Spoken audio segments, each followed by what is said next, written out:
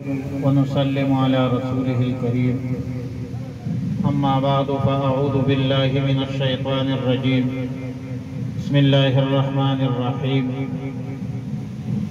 إنا نحن نزلنا الذكر وإنا له لحافظون وقال النبي صلى الله عليه وسلم خيركم من تعلم القرآن وعلمه صدق الله العظيم وصدق رسوله النبي الكريم ونحن على ذلك لمن الشاهدين والشاكرين والحمد لله رب العالمين. د ټولو نوړمبه حافظ محمد هارون صاحب او داغوی قبلگا عظیم لالا تا د زړه د کومینا مبارکباد ورکوم کہ اللہ رب العالمین په خپل فضل کرم او احسان سره د عظیم لالا زوی د قرآن حافظ جوړ کړ او قرآن حفظ کول دا معمولی خبره نه ده، دا آسانه خبره نه ده. د قرآن د حفظ دپاره خپل اولاد وقف کول او سحر وختي پاسول مدرسې ته لیږل او په پابندۍ سره داغه د سبق خیال ساتل، داغه د خوراک خیال ساتل، دا کار ادارت آسان کار نه دی. خدا هر څه کېږي د الله په توفیق سره، چې الله تعالی توفیق ورکړي نو اولاد صالح شي، نیکوکار شي او نیک اعمال اختیار کړي. ظاهر خبره ده کہ قرآن تعلیم دا د خیریت او د عافیت عظیمه ذریعه ده.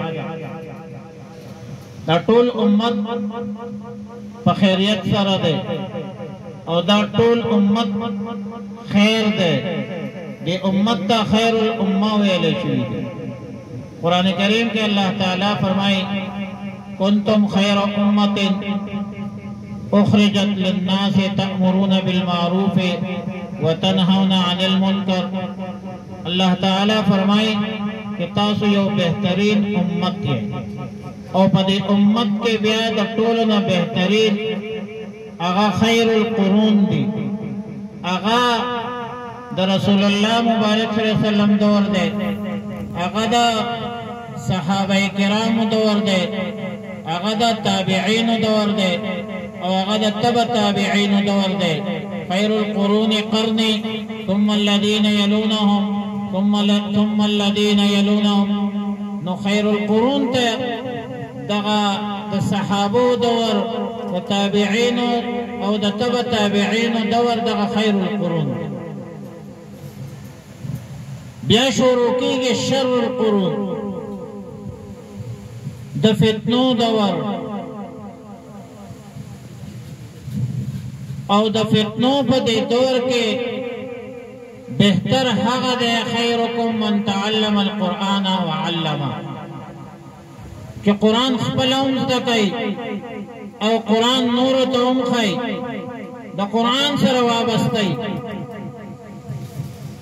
دا بهتر خلق دی. بهتر خیرکم من تعلم القرآن وعلمه، چې د قرآن د تعلیم و تعلم او د زده کړې سره وابسته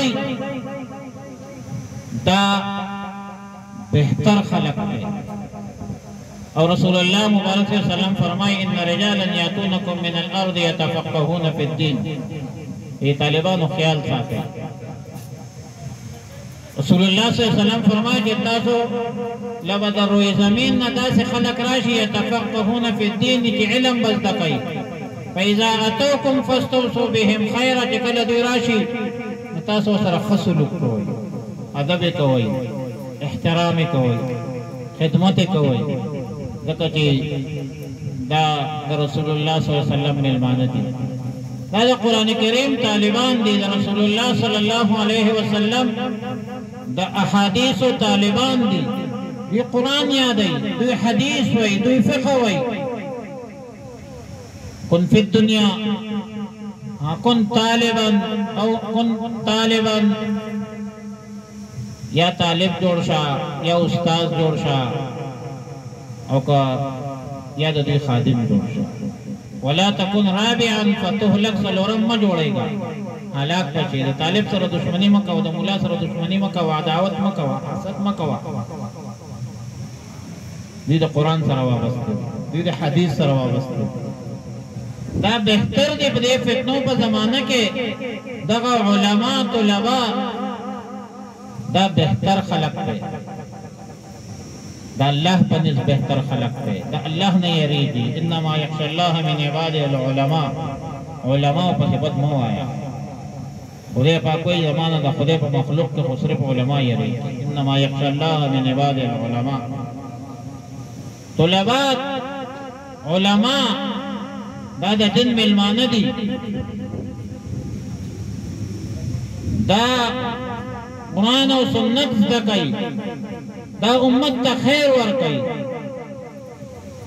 د دوی قدر کوئ، د دوی خیال ساتئ. دا د قرآن سره وابسته دی، قرآن زده کوي. بهرحال زړه د کومې نه هارون صاحب، حافظ محمد هارون صاحب او عظیم سلاله او د دې ټولو رشتہدارو ته د زړه د کومې مجوزل بیا مبارکباد وایم. وصلی الله علی النبی الأمی الکریم وعلی آله واصحابہ اجمعین برحمتک یا ارحم